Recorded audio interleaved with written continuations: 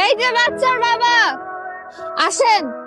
এই যে হাত বাড়িয়ে দিলাম, আর ছাড়বেন না। আসেন।